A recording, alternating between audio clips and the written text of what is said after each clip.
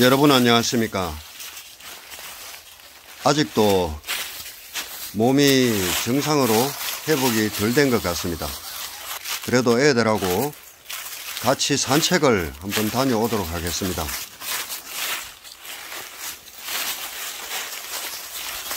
진돗개들하고 이렇게 같이 생활한다는 것이 얼마나 좋은 건지 한번 경험을 해보면 아십니다.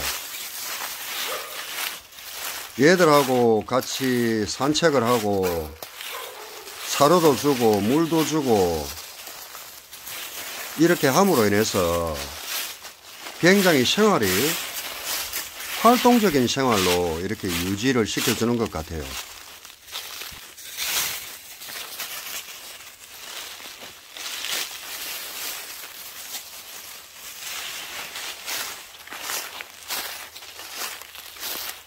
진돗개를 키우다 보면은 가장 문제가 공격성과 배회성입니다.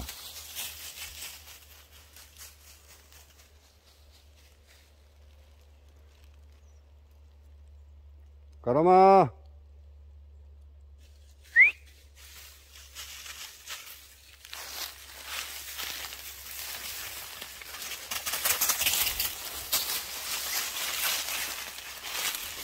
공격성과 배회성은 어쩌면 가장 진돗개다운 진돗개의 특성인데, 이러한 공격성과 배회성이 훈련이 되어지지 않았을 때 진돗개는 야생개하고 다를 바가 하나도 없다고 생각을 합니다. 우리의 진돗개는 가장 원시 견종이라고 보시면 됩니다. 예전에 제가 TV에 동물 프로에서 늑대를 한번 본 적이 있습니다. 늑대의 습성과 진돗개가 어찌 그리 닮았는지 모르겠습니다. 그래서 진돗개의 모든 행동은 늑대의 야생성에서 기인하였다고 보면은 틀림이 없을 것 같습니다. 진돗개는 대변을 집에서 멀리 떨어진 곳에서 이렇게 보는데요. 그것도 다른 야생 동물로부터 자기의 그러니까 자기의 어떤 새끼나 자기의 우리를 노출시키지 않기 위해서 멀리 떨어진 곳에 이렇게 대변을 보거든요.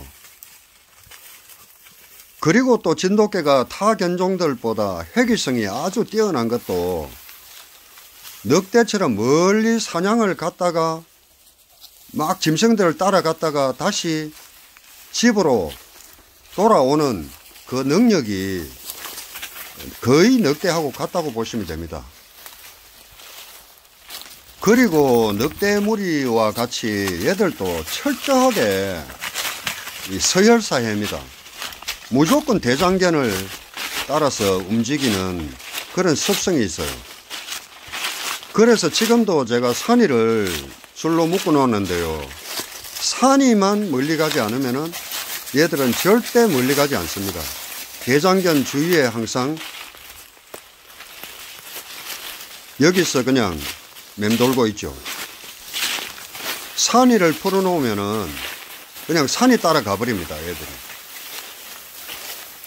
그리고 자기 영역 안에 있는 어떤 동물들을 침입자로 간주하고 공격하는 것은 어쩌면은 자기 어떤 종족을 지키기 위한 방어 본능에 의한 그런 기질이라고 생각이 되거든요.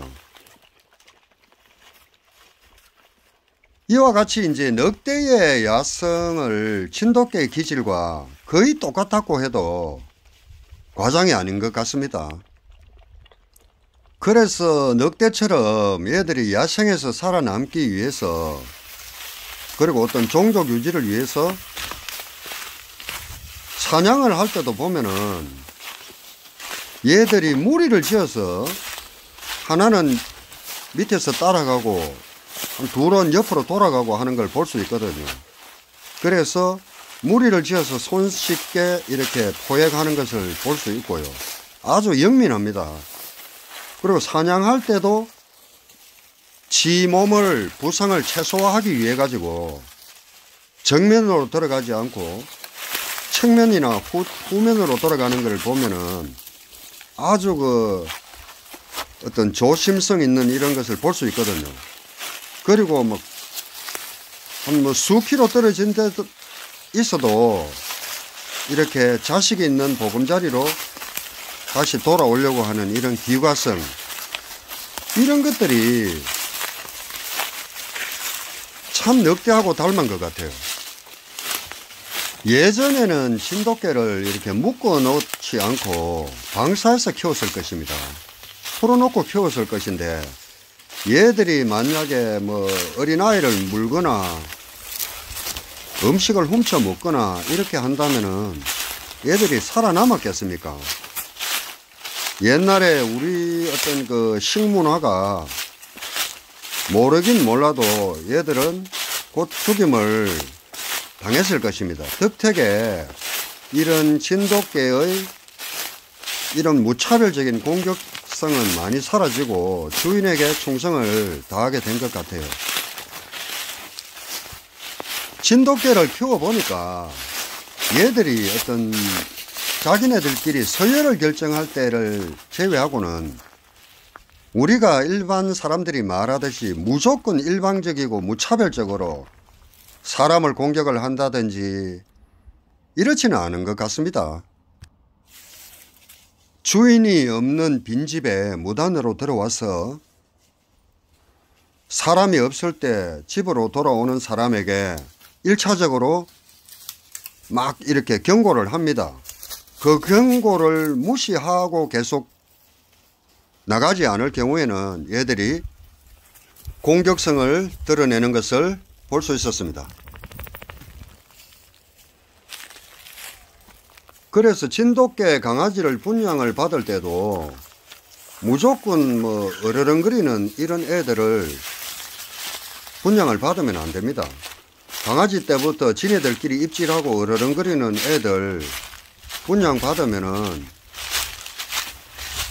나중에 얘들이 공격성이 굉장히 강하게 나타날 수 있는 애들입니다. 강아지 분양 받을 때는 개번식자들 말만 무조건 믿지 말고요. 일단 눈팅을 하는 시간이 필요합니다. 부모견이 어떤 건지 반드시 확인 후에 분양받는 것이 좋을 것 같습니다.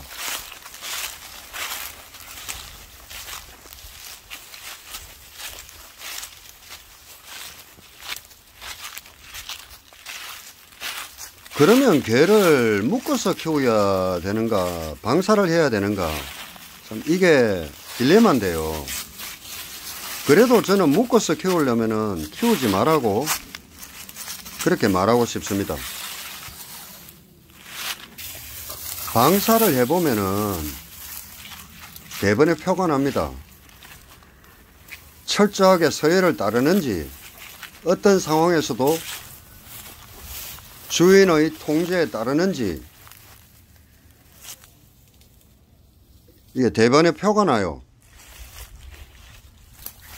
이렇게 방사를 통해서 강아지는 자라면서 또 이런 큰 개들한테도 혼나고 서러운 시간도 갖게 되고, 어떤 때는 큰 개들이 몰락하면은 배를 보이면서 복종하는 이런 자세를 또 배우거든요. 애들이 말을 하나씩 크면서 배우듯이 어릴 때부터 이런 공격성과 이런 배성을 통제받는 훈련을 이렇게 하나씩 배워야 될 것 같습니다.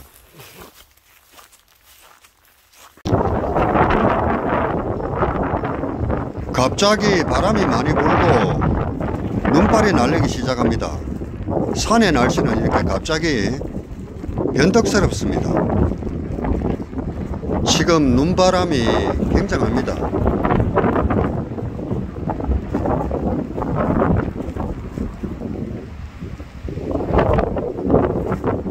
일단은 철수했다가 눈 좀 그치면은 나가보도록 하겠습니다.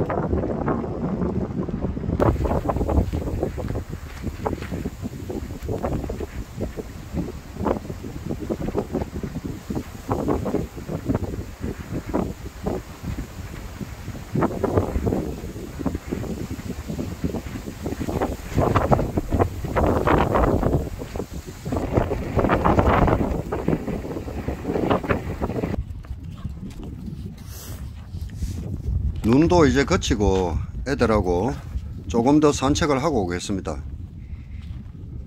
어렸을 때부터 이렇게 지네들끼리 서열이 정해지지 않고 주인이 그냥 오냐오냐 하고 무조건 귀여워만 한 탓에 대부분 보면 문제를 일으키는 개들이 보면은 지가 서열에 최상에 서 있는 줄 알고 다른 개들을 보면은 공격을 하고 지 기분을 상하는 어떤 일이 있으면은 주인을 무는 버릇이 생깁니다. 그거는 어릴 때부터 철저하게 이렇게 가르쳐야 된다고 생각을 합니다.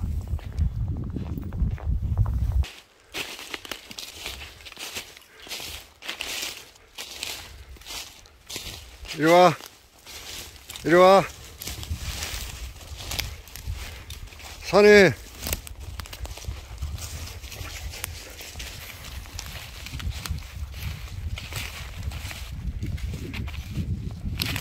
잠깐만이라도 이렇게 자유를 주니까 애들이 참 좋아하네요.